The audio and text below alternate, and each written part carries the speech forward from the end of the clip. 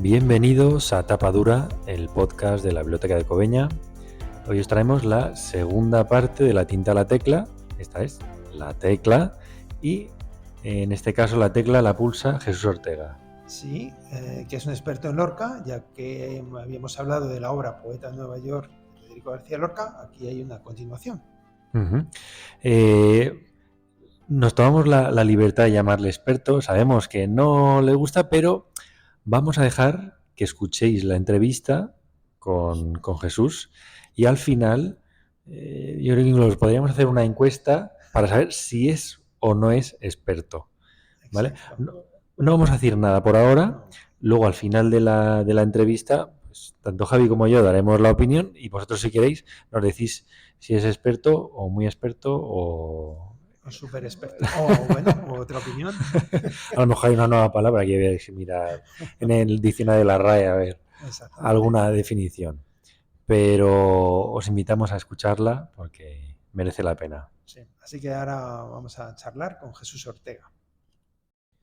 Bueno, estamos ahora con Jesús Ortega, que nos habla desde Granada, la ciudad de la poesía y la ciudad de Lorca. Buenas tardes, Jesús, ¿qué tal? Buenas tardes, Javier. Encantado de estar aquí. Muy bien. Bueno, ¿quién es Jesús Ortega? Jesús Ortega nació en Melilla en 1968, pero está afincado en Granada y es escritor. Ha publicado los libros de cuentos El clavo en la pared y Calle Aristóteles. Además, ha dirigido la obra colectiva Proyecto Escritorio, sobre el espacio íntimo de los escritores, que también se ha publicado en libro. Ha sido profesor de escritura literaria y actualmente publica artículos y reseñas en el suplemento Los Diablos Azules, del diario Infolibre. Además, durante casi 20 años ha coordinado las actividades culturales de la Huerta de San Vicente, casa museo de Federico García Lorca en Granada, al que ha dedicado el libro La caja de la alegría. Actualmente desempeña su labor como gestor cultural en el Centro Federico García Lorca y del Ayuntamiento de Granada, y es además coordinador del programa Granada Ciudad de Literatura UNESCO. Fruto del conocimiento de la vida y obra de García Lorca, ha comisariado las exposiciones Álbum, una historia visual de la Huerta de San Vicente, y también Querida Comadre, Lorca y la Argentinita en la danza española, así como ha editado y coordinado sus respectivos catálogos. Bueno, pues vamos con esta entrevista. Jesús, has dedicado años de tu vida al estudio de la casa de la Huerta de San Vicente, que perteneció a la familia de Federico García Lorca y donde pasaba mucho tiempo en esta casa de verano. Hablas de ella en tu obra La caja de la alegría, en la que has trabajado también mucho tiempo y donde has encontrado cosas verdaderamente interesantes sobre su vida y su obra. Cuéntanos un poco sobre tu libro, en el que recoges esta parte fundamental de la obra de Federico. Muy bien. Pues, bueno, básicamente mi libro es fruto de muchísimos años, como has dicho tú muy bien, de trabajo y de investigación sobre la huerta, pero también es una especie de declaración de amor, ¿no? Declaración de amor a un espacio donde yo he estado mucho tiempo, donde he sido feliz y que me ha dado muchísimas cosas. Es un ensayo que publica la editorial Comares en el año 20 y que en realidad surge de los textos de aquel catálogo, de aquella exposición que yo comisarié, Álbum, con fotografías sobre la Huerta de San Vicente. Bueno, en realidad es la biografía de un lugar, de un espacio, ¿no? De un espacio y de un lugar que han sido pues marcados míticamente por su relación con la vida, la obra y la muerte también, y sobre todo, de Federico García Lorca. Y esta relación ha marcado completamente el destino de ese espacio que es una casa de campo de paredes blancas, con jardín, con huerto y con casi 2 hectáreas de tierra fértil, regada por las acequias de la Vega de Granada.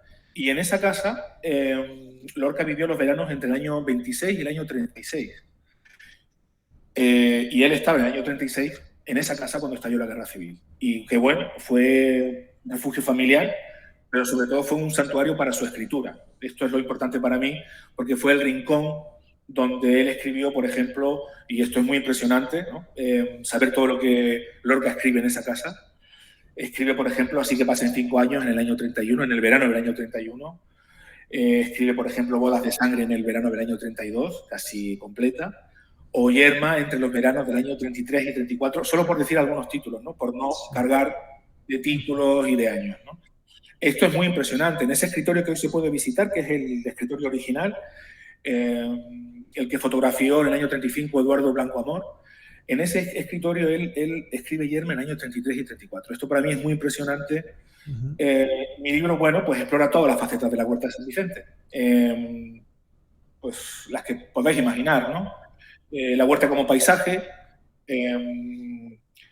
la huerta como lugar de encuentro familiar, la huerta como refugio taller donde se dieron las mejores condiciones para la escritura de Lorca, la huerta como testigo de los crímenes de la guerra civil, la huerta como lugar de memoria, la huerta como santuario, la huerta como escenario de polémicas cívicas y políticas, la huerta como museo e incluso la huerta como obra de arte. Esa es otra historia. Y todas esas huertas están, creo yo, recogidas en el libro. Y bueno, me hago una serie pues, de preguntas sobre cómo vivían los caseros en los años 40, en los años 50, qué pasó con esa casa después. En fin, creo que es un libro muy interesante y yo estoy muy orgulloso de lo que he hecho con él. Sí, no, es fantástico. Además, se titula La caja de la alegría, que parece que el propio Lorca la denominó así, ¿no? Es que es su caja, ¿no? De la alegría, su lugar, como has dicho tú, su refugio, ¿no? Para Sí, quedar en verano. a mí me gustaba efectivamente. Él la denominó así en una entrevista que dio, creo que en Montevideo, en el año 34, si no recuerdo mal. Él hablaba de cómo recordaba haber escrito parte, al menos, de La Zapatera Prodigiosa en el verano del 26, y decía en esa entrevista, yo estaba en mi caja de alegría.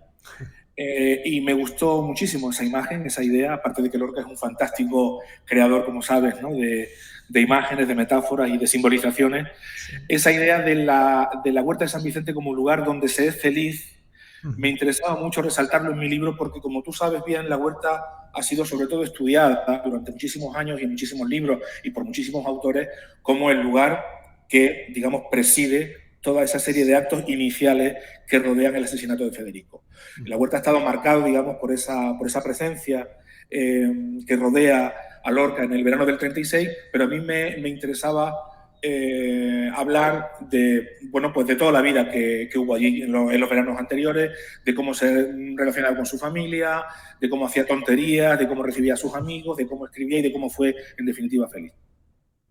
Muy bien, vamos a retroceder unos años, por desgracia no muchos, ya que Lorca muere jovencísimo. Vamos a hablar ahora. Él nace en Fuentevaqueros, que es un pueblo de la provincia de Granada. Cuéntanos un poco dónde está ese pueblo, cómo era su familia, cómo fue un poco su infancia. Pues mira, se llama Fuentevaqueros, efectivamente. Él nace el 5 de junio del año 1898, es decir, este pasado 5 de junio han hecho 125 años. Entonces se han bueno, pues celebrado una serie pues, de efemérides y de actividades en torno a esa fecha, ¿no? Es un pueblo precioso que está en mitad de la vega, está rodeado de agua, de choperas, de cultivos. Es un pueblo muy fértil. Hay un montón de textos de Lorca, y eso es muy interesante, que él va escribiendo en diferentes etapas de su vida sobre su relación con su pueblo. Tanto las primeras prosas que él escribe prácticamente, incluso antes de su primer libro, Impresiones y Paisajes, que yo también lo he estudiado, hice una edición sobre ese libro. Hay unas prosas preciosas del año 16 que se llaman Mi Pueblo, donde él habla de su casa, de su pueblo, de sus relaciones con los amigos, etcétera, etcétera. Son textos impresionantemente maduros para la poca edad que tiene Lorca cuando escribe esos textos, prácticamente sus primeros textos en prosa, ¿no? Él es el primogénito, tiene un hermano menor que se llama Francisco y tiene dos hermanas que se llaman Concha e Isabel. Ellos son hijos de don Federico García Rodríguez, un rico propietario de tierras de La Vega y que está casado en segundas nupcias con una maestra de escuela llamada Vicenta Lorca. Bueno, ellos son los ricos del pueblo. Federico creo que fue muy consciente desde niño de esa separación social. De hecho, en algunos de los textos que yo he recogido, por ejemplo, en una entrevista un poco temprana, porque es del año 28, dice: mi infancia es aprender letras y música con mi madre, ser un niño rico en el pueblo, un mandón. De modo que es muy consciente de esta relación que él tiene siendo niño con con la situación social de su propia familia, es un niño feliz, es un niño que enseguida todo el mundo empieza a detectar que tiene algo especial. Es un niño extraordinariamente inteligente, aunque muy poco dado a los estudios, puesto que se aburría mucho, pero al que le gusta jugar a disfrazarse de cura, que le gusta contar historias, que se pega a las criadas y a los guardeses para oírles las historias que luego él podrá contar después, que se queda traumatizado por la tempranísima experiencia de la muerte. Hay un texto también interesante que yo he encontrado, que si quieres lo vamos a rescatar después, si es que hablamos algo sobre la muerte, porque él tiene ya una temprana visión en la infancia que no es del todo feliz, es básicamente feliz, pero ya en el pueblo tiene una temprana visión de lo que es la muerte. Yo creo que eso le va a marcar pues toda su vida. Hay varios textos hermosísimos. Yo he recogido en las conferencias completas, por ejemplo, uno precioso y muy conocido, que da en Fuente Vaqueros, cuando se inaugura la primera biblioteca municipal de su pueblo en el mes de septiembre del año 31. Es la famosa locución a Fuente Vaqueros, tú la conocerás, Javier. Es ese texto donde él dice que a los hombres no hay que darles una barra de pan, hay que darles medio pan y un libro. Es un texto de defensa de la ilustración, de defensa de la educación, de defensa de las bibliotecas y de defensa de la cultura para el pueblo. Se llama Locución al pueblo de Fuente Vaqueros. Yo averigüé en mi investigación que ese texto fue escrito en la huerta de San Vicente pocos días antes de que lo pronunciara, a principios de septiembre en Fuente Vaqueros. Y dice algo así como: tengo un deber de gratitud con este hermoso pueblo donde nací y donde transcurrió mi dichosa niñez, por el inmerecido homenaje de que he sido objeto al dar mi nombre a la antigua calle de la iglesia.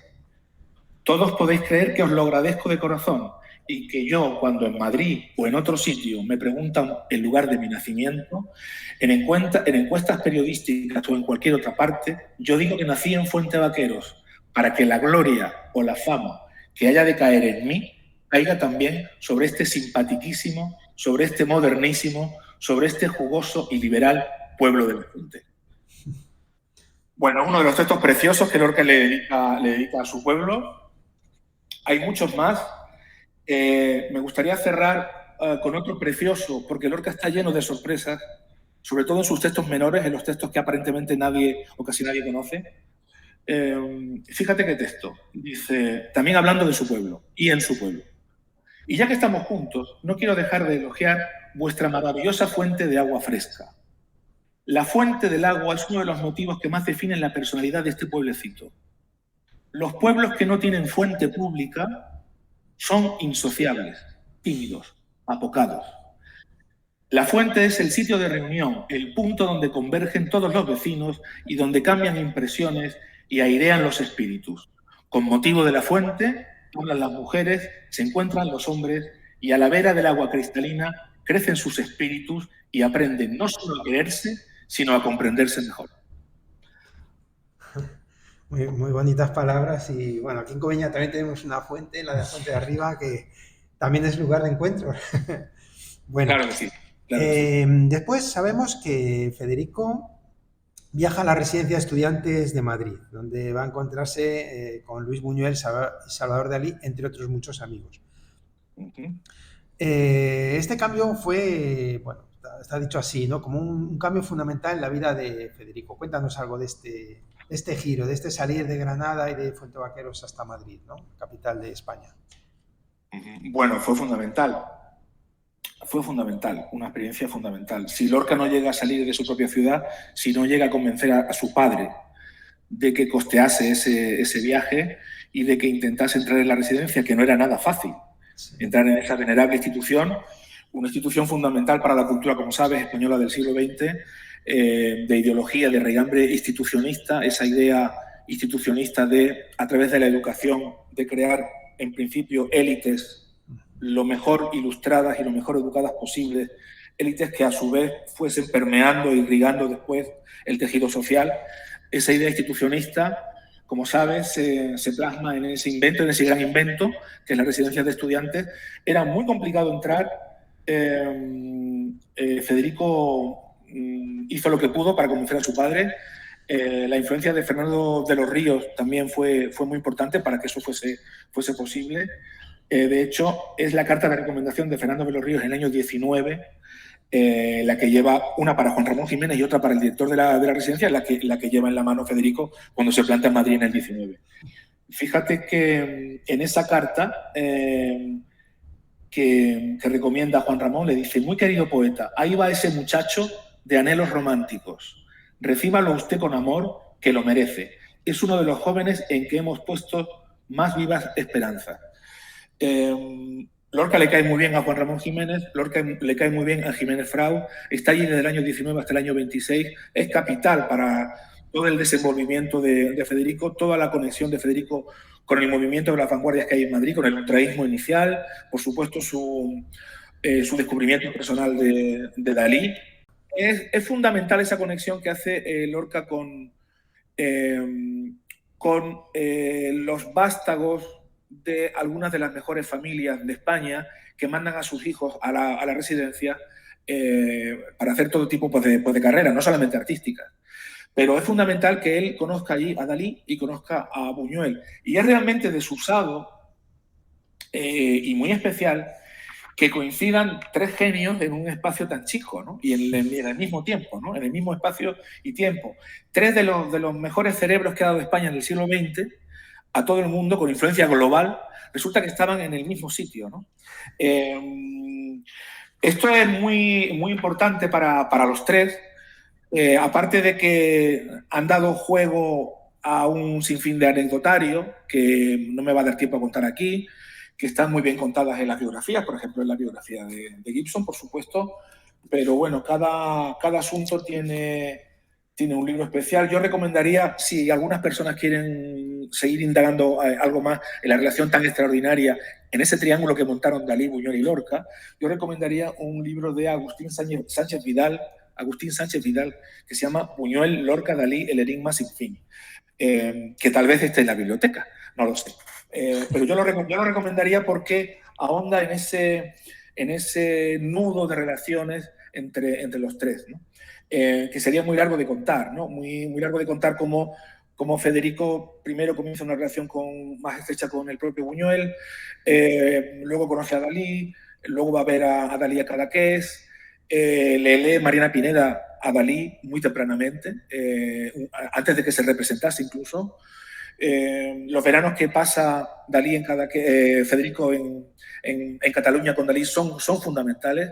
Ellos tienen en ese espacio de tiempo una especie de broma privada que amplían a los amigos comunes, a Pepín Bello, a Rafael Alberti, a todos estos, que es la broma de los putrefactos, que eran unas caricaturas que hacía Dalí sobre una serie de señoros de la época, muy conservadores y muy rancios, de los que ellos, como buenos vanguardistas, artistas jóvenes, se burlaban cruelmente, los llamaban los putrefactos.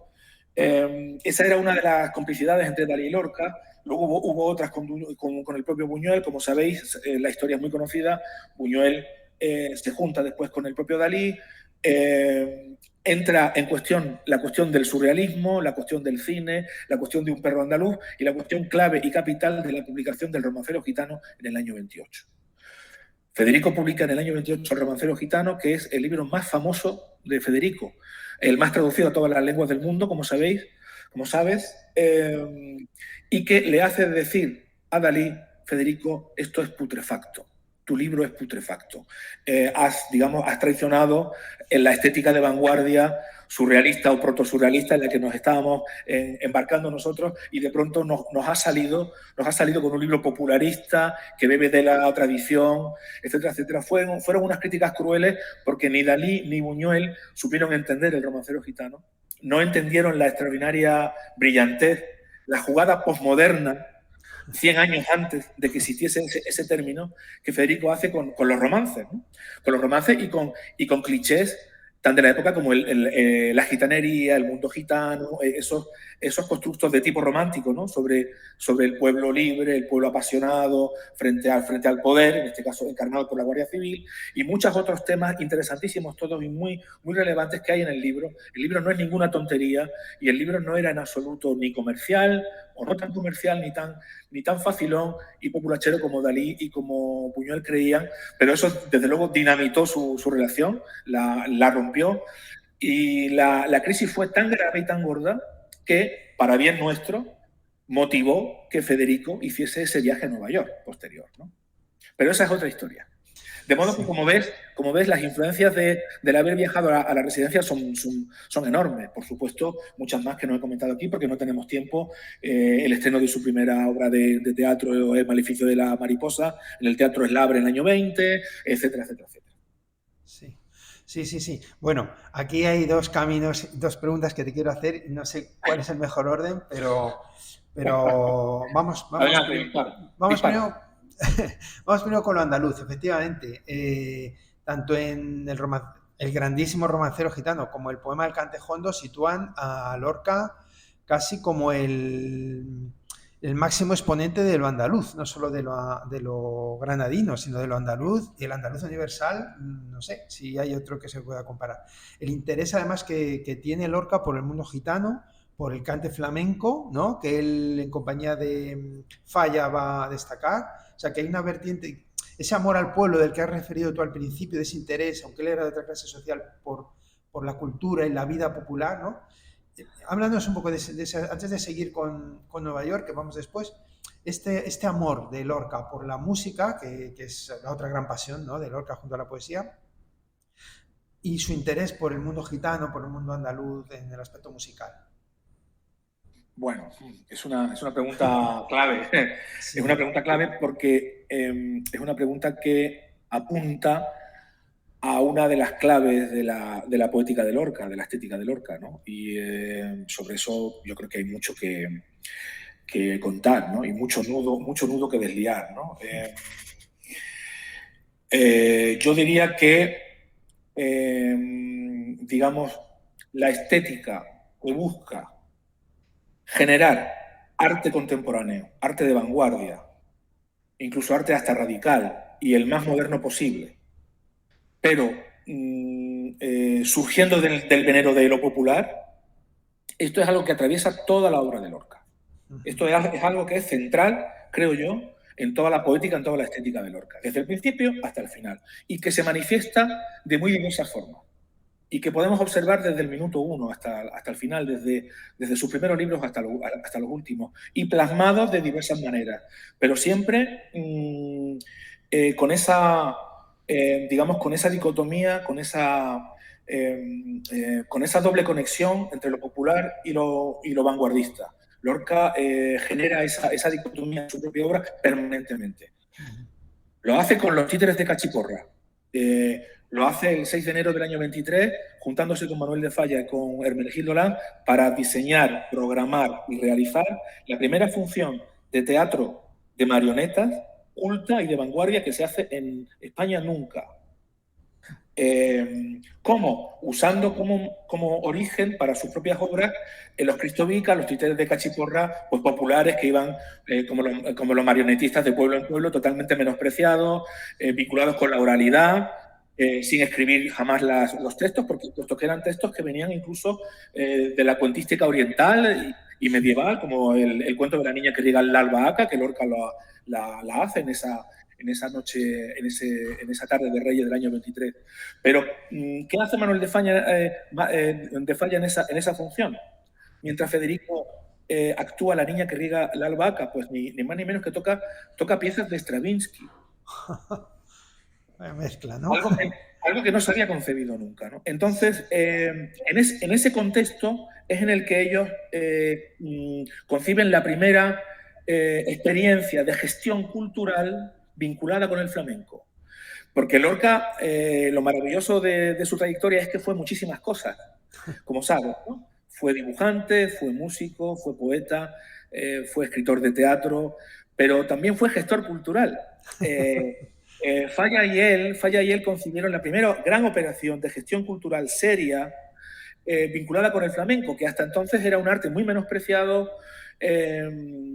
Ellos estaban muy temerosos de que lo que entendían como el flamenco puro, que ellos no llamaban flamenco porque detestaban esa palabra, sino que lo llamaban cantejondo. se perdiera. Y para que no se perdiera, puesto que era muy común entonces el café cantante, la flamenquería, distintas formas de flamenquismo de la época, comercial y rebajado, ellos intentaron siempre buscar las raíces de los cantadores más puros, los que incluso no sabían leer ni escribir y que venían de sitios muy, muy lejanos. Sabes que ellos hicieron una gran convocatoria y los días 13 y 14 de junio del año 22, en el patio de los Aljibes de la Alhambra, hicieron esa gran fiesta donde acudió muchísima gente y fue un gran éxito porque supuso la primera operación de recepción del cante jondo en clave culta. Y Federico, por supuesto, no solamente hizo esa operación, sino que escribió alrededor. Escribió, por supuesto, su conferencia sobre el cante jondo, pero también el libro de poemas, ¿no? Poemas del cante jondo, ¿no? De modo que lo hace con los títeres, lo hace con el flamenco y lo hace también con el romancero. Con los romances pues, populares que ya había recopilado, como saben, Menéndez Pidal, era una tradición que venía de antes. Todo esto, por supuesto, en realidad es una idea, creo yo, de raigambre romántica. Son los románticos los primeros que, después de largos siglos de clasicismo, y de estricta separación entre arte alto y arte bajo, son, como saben, los románticos los primeros que se fijan en los cuentos populares, el cuento folclórico, las baladas del pueblo, en todo lo popular. Y son los románticos los primeros que valorizan lo popular como gran arte. Lorca, por supuesto que viene de esta tradición y lo que él intenta es acomodarla en el contexto de las vanguardias históricas de los años 20 y 30. Y esta es la gran genialidad de Lorca, ¿no? Creo yo. Sí, sí, bueno, se has dejado asombrados con tu erudición y la claridad de la exposición, ¿no? Pero vamos ahora a la otra parte, la otra raíz, o la otra vertiente de la pregunta, ¿no? Claro, él queda efectivamente conmocionado por la crítica de sus mejores amigos y la incomprensión de sus hermanos artísticos que a la vez estaban rompiendo estéticamente tanto en la pintura como en el cine, ¿no? Y esa crisis le lleva efectivamente a Nueva York a abrazar el surrealismo y a buscar un camino estético diferente, ¿no? Y además eso, un hombre de Granada que nunca sale de España y de repente llega a la ciudad de los rascacielos, que serían más rascacielos que nunca porque no los habría visto ni en pintura, ¿no? Y el impacto, claro, fue tremendo en Nueva York. Sí, fue tremendo. Y fíjate que de pronto aparece de nuevo esa figura clave en la biografía lorquiana, que es Fernando de los Ríos. Sí. Porque es con Fernando de los Ríos con quien hace el viaje. Y es Fernando de los Ríos quien muy probablemente organiza a palabra con el padre ese tema del viaje, no te preocupes, esto lo costeas tú, lo pagamos a medias, yo me voy con él, no te preocupes, yo lo llevo hasta Colombia, lo llevo hasta Nueva York. De hecho, hicieron el viaje juntos. De modo que es una figura de una enorme influencia en los grandes saltos que da Lorca en su evolución, ¿no? Y el viaje a Nueva York es fundamental. De nuevo, si no llega a dar ese salto, nos hubiéramos perdido pues, uno de los grandes poemarios del siglo XX en cualquier lengua. Puesto que la recepción de ese texto ha sido clave. Yo recuerdo cuando vino Lou Reed a la Huerta de San Vicente a cantar en el año 98, atraído por el prestigio de Federico García Lorca y por el respeto que él le tenía a él como poeta.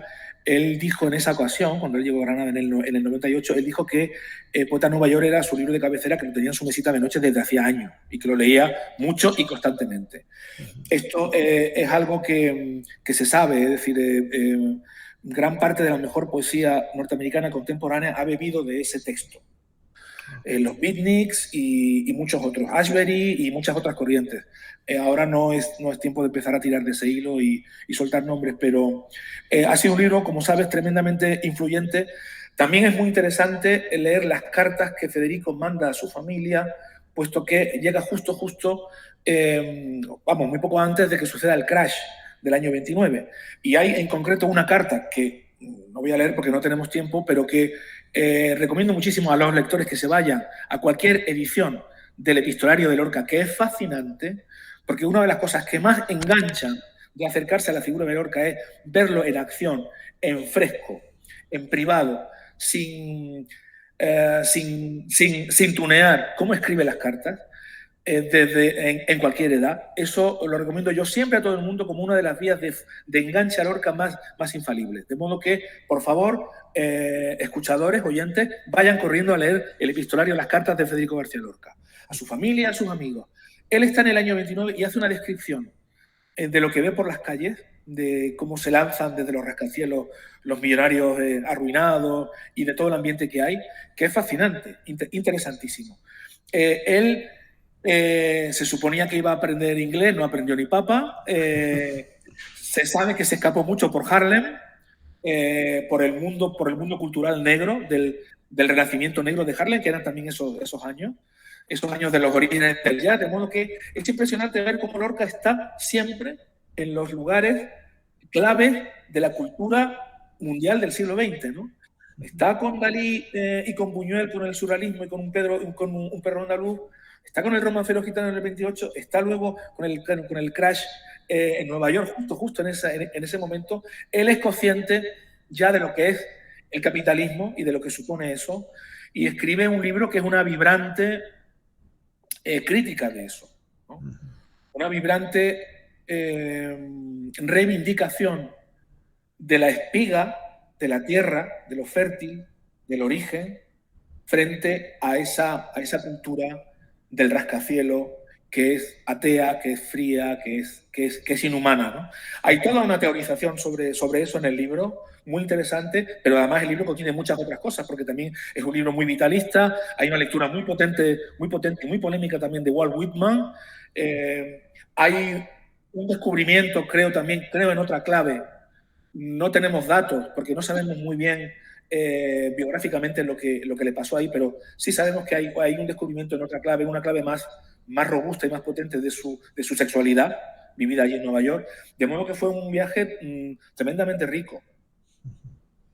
Bueno, retomando una cosa muy interesante que has dicho de Lorca como gestor cultural, que me ha encantado, y creo que podríamos entender así su trabajo en la barraca, porque realmente él reúne una serie de estudiantes universitarios y poetas. Por ejemplo, Luis Cernuda estuvo implicado en la barraca y se dedica, se me ocurre, a ver, voy a aventurar esto, ¿no?, a devolver al pueblo lo que el pueblo le ha dado, ¿no? Es decir, él, que se ha nutrido del pueblo, también quiere compartir con los pueblos miserables de Castilla, que no han visto un cuadro en su vida. Les lleva cuadros, les lleva representaciones teatrales, les lleva conferencias.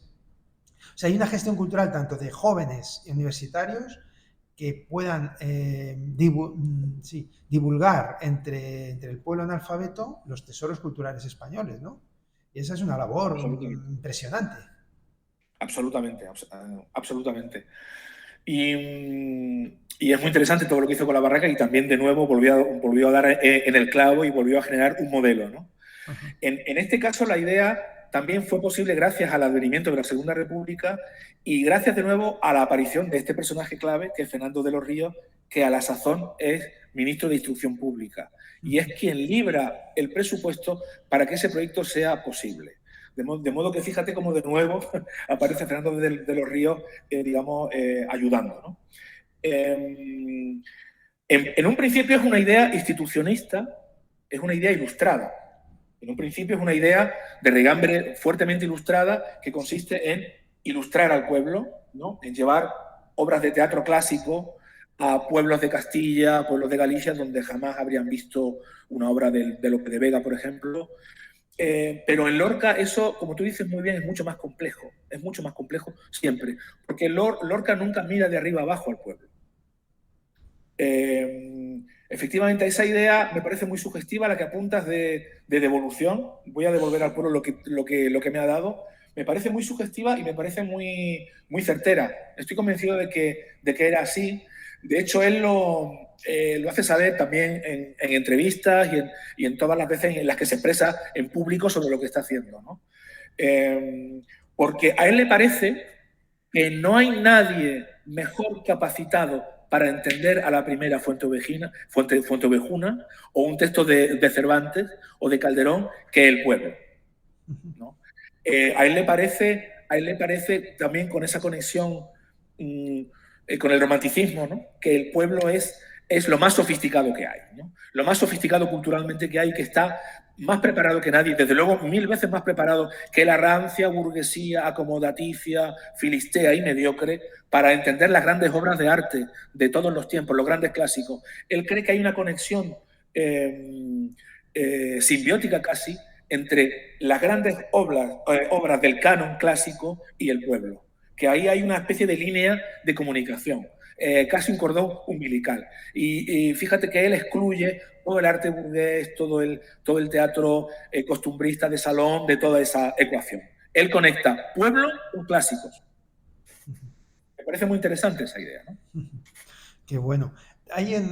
Quería hablar un poco de la personalidad de Lorca, que bueno, que supongo que daría para libros de todo tipo. Porque por una parte, quería enfocar en concreto estas dos cosas, ¿no? Por una parte, es una personalidad encantadora y todos los testimonios coinciden en lo mismo, ¿no? Que era una personalidad desde su forma de hablar, su forma de comportarse, era casi un imán, ¿no? Y un imán de energía y a la vez de potenciación, como en estos proyectos colectivos, como fue el de la Barraca, por ejemplo. Y por otra parte, ese celo de su intimidad, esos problemas suyos con su propia sexualidad, esos temores. Bueno, no sé si en el epistolario hay una mezcla de revelación y ocultamiento. O sea, esa personalidad de Lorca también un poco cerrada en sí mismo, ¿no? ¿Cómo se combinan en esas dos cosas aparentemente tan contradictorias? Muy bien, muy interesante. Es como dices, hay una enorme complejidad. Aparentemente era un seductor irrebatible. Eso es algo en lo que coinciden en principio y de forma superficial y de forma somera todo el mundo que lo trata. Todo el mundo que lo trata tiene, fíjate, esto sí que es interesante, ¿no? Tiene una intuición muy rápida de que es alguien excepcional. Yo no recuerdo ahora mismo en ningún epistolario, en ningún libro de memorias, que a mí me gustan mucho los libros de memorias de artistas de la generación del 27 y alrededores, o de amigos que lo pudieron pues conocer. No sé si surge la palabra genio en algún momento, no lo recuerdo al menos netamente, pero sí esa idea de que es alguien excepcional. Jorge Guillén tenía una frase célebre para eso, que decía: cuando llega Federico, ni hace frío ni hace calor, hace Federico. Y claro, era un seductor arrebatador. A alguna gente no le gustaba ese exceso. Por ejemplo, Borges decía que era un andaluz profesional, no le gustaba el estilo excesivamente expresivo de Lorca. Pero fíjate, sobre eso que dices, que me parece también muy certero, Javier, hay un pequeño texto, hay una pequeña frase de uno de sus mejores amigos, de uno de sus amigos íntimos, por cierto, Rafael Martínez Nadal, que si te parece te la leo en un instante. Dice: siempre me ha enmudecido la pregunta de cómo era Lorca. A la memoria acude un recuerdo y al instante uno se percata de que palabras y detalles están desfigurando el retrato del hombre que uno conoció. Que hablar de una faceta del poeta es silenciar otras, igualmente ciertas y a veces contradictorias.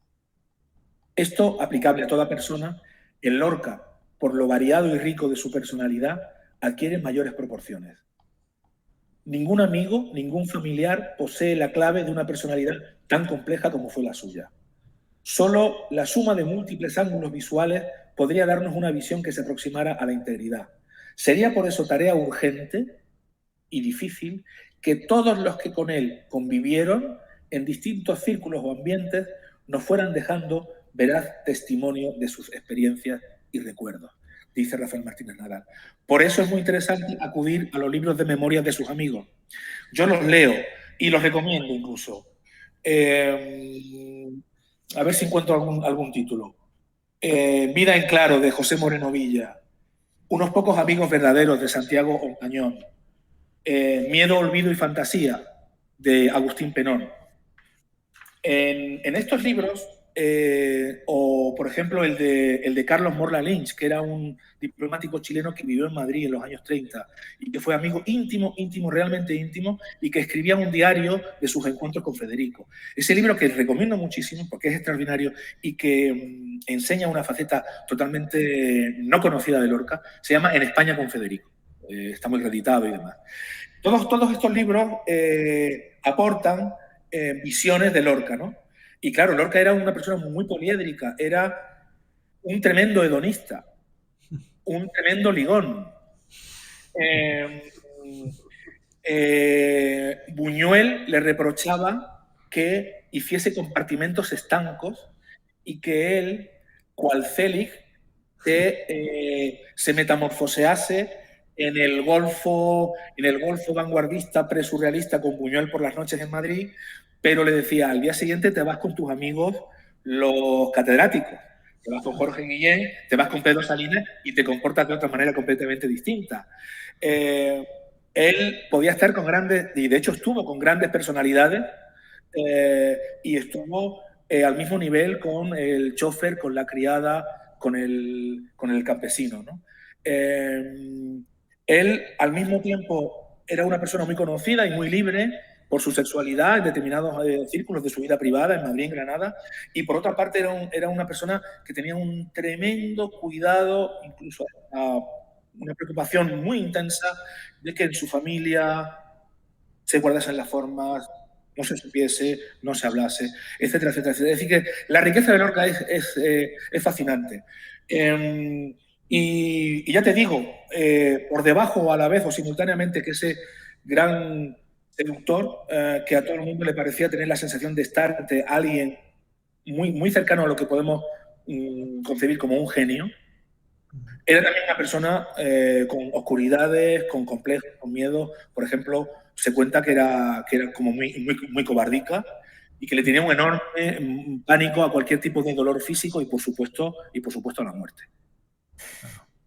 Bueno, de la muerte vamos a hablar un poquito, casi es inevitable, ¿no? Primero has mencionado que la muerte aparece en su biografía muy pronto. Está presente en toda su obra, tanto en la obra poética como en la teatral, y finalmente pues va a sufrir un vil asesinato cuando no tiene más que 38 años. Es algo asombroso, alguien que ha vivido con tanta intensidad y con tanta riqueza y que su carrera y su vida quede truncada de esa forma tan inhumana, ¿no? Tanto Poeta en Nueva York, por ejemplo, como La Casa de Bernarda Alba son obras inéditas que se conocieron después de fallecer él, ¿no? Y además, la Huerta de San Vicente, volvemos casi al principio, fue un lugar clave porque es ahí donde lo detienen. Tengo que decir personalmente que gracias a Jesús pude conocer la Huerta y él nos llevó a recorrer el trayecto, ¿no?, final de Lorca hasta el cuartel. Y sobre ello se ha escrito muchísimo, ¿no? ¿Quién intervino? Si había envidias personales, aparte de la cuestión ideológica, política, que el propio Lorca no pensaba que le pudiera ocurrir nada malo, que se sentía inocente, pero también ciertas rivalidades que pudo haber ahí familiares. Bueno, cuéntanos algo de lo mucho que podrías decir, lo esencial, en tu opinión, de esos últimos días es un tema interminable, como sabes, ¿no? Se ha escrito mucho y muy bien sobre la muerte. Desde luego el libro canónico sigue siendo, en mi opinión, el de Ian Gibson. Es inmejorable.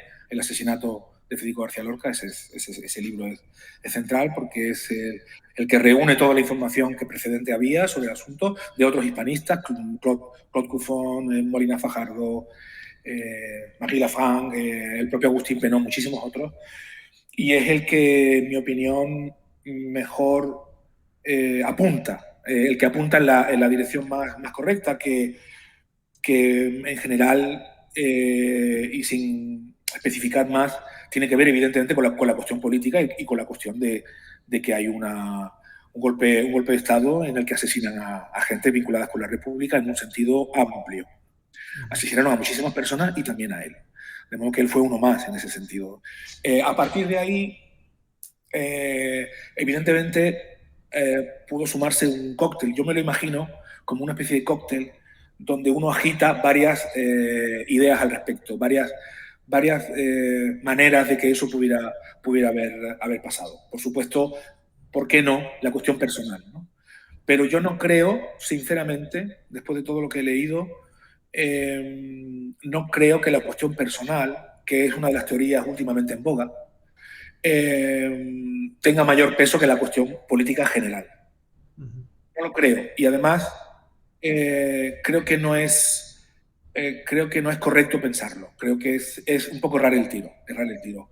Y no centrarnos en el crimen brutal que supuso ese golpe de Estado contra la República, ¿no? Y la cantidad de asesinados que generó. En Granada fueron muchísimos, su propio cuñado, sin ir más lejos, Manuel Fernández Montesinos, a la sazón alcalde socialista de la ciudad, que fue asesinado en las tapias del cementerio el 16 de agosto.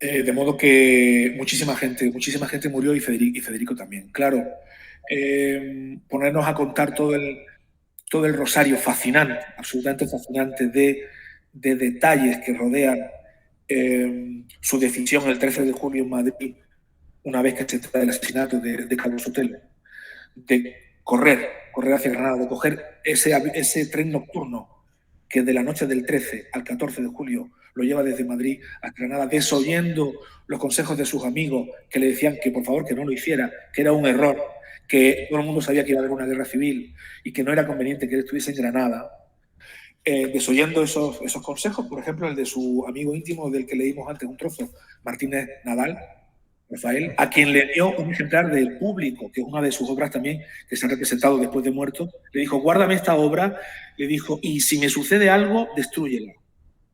El Público, una de sus obras de teatro irrepresentable. Afortunadamente, Rafael Martínez Nadal no le hizo caso y guardó el Público, y hoy disfrutamos de una de las grandes obras de teatro de Lorca, ¿no?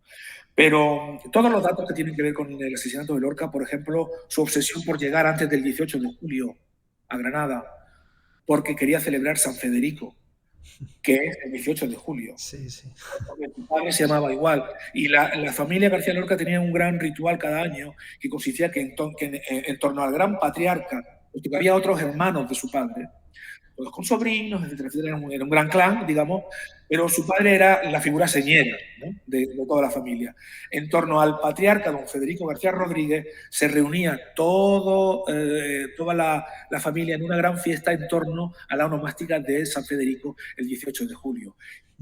Qué tremenda casualidad que ese sea justo el día en el que los conjurados contra la República lancen el golpe de Estado. Es una casualidad impresionante, ¿no? Bueno, pues todo lo que rodea el asesinato está lleno de ese tipo de datos impresionantes. Sí. Y desde luego podríamos estar un buen rato hablando de eso, porque es una historia que impresiona muchísimo. Claro, es que el asesinato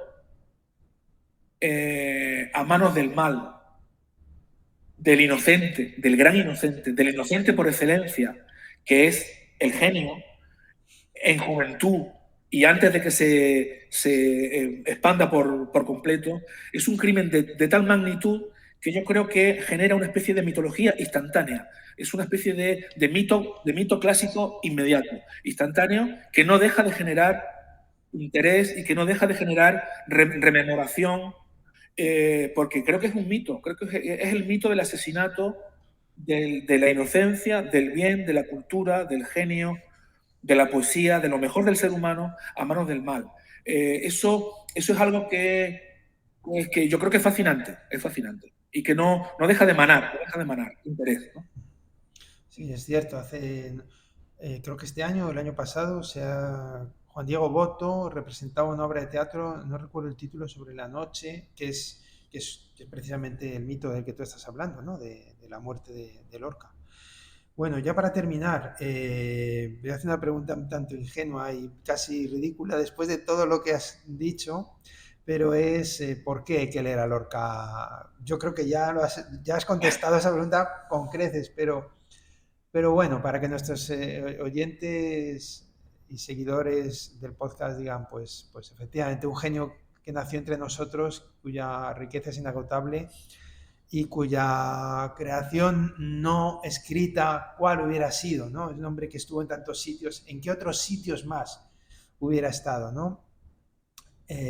no sé, me lo imagino en el París de 68, o yo qué sé, ¿no? O sea, Imagínatelo en el París de las cavas, oyendo jazz y hablando con Albert Camus y con Sartre, ¿no? Imagínatelo claro, ahí. seguro que aprendería francés rápidamente, ya que no aprendía inglés, ¿no?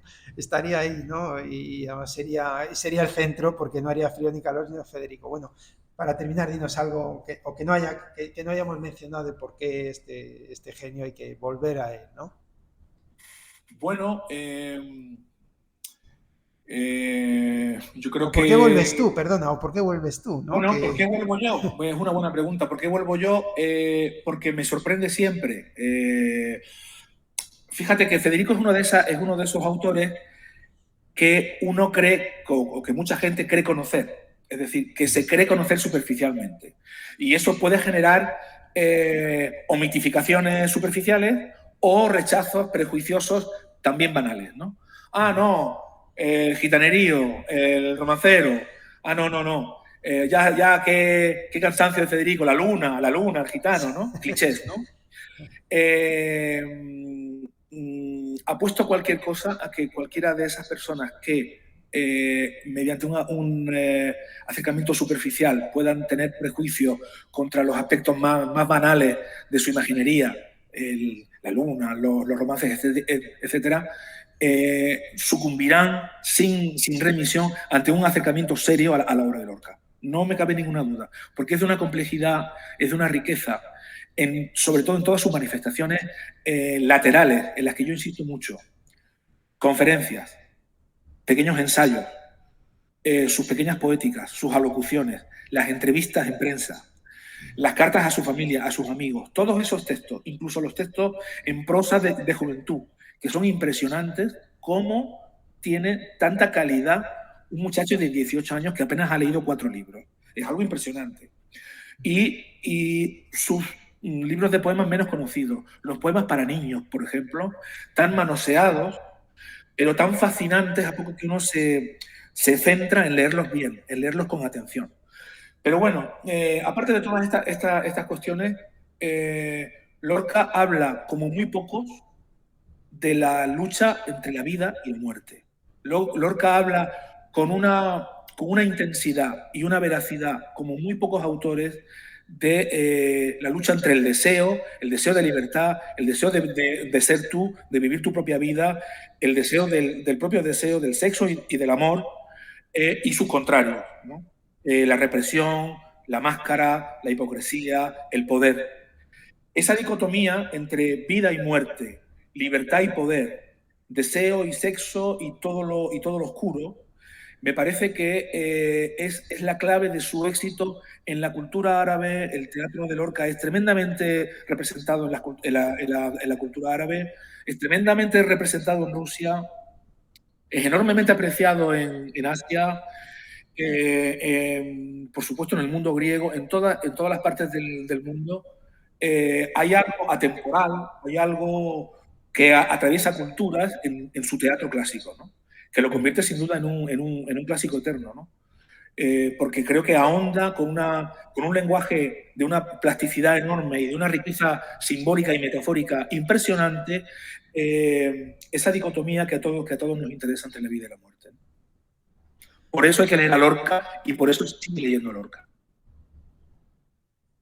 Muchas gracias, Jesús. Hemos disfrutado, Andrés y yo, muchísimo de tus intervenciones. Nos has llenado de energía. De Lorca, yo creo que has sido de medium con Federico y nos has dado muchas ganas de visitarlo y de entrar al fondo de todo eso que nos dice, de otros textos y de su obra, ¿no?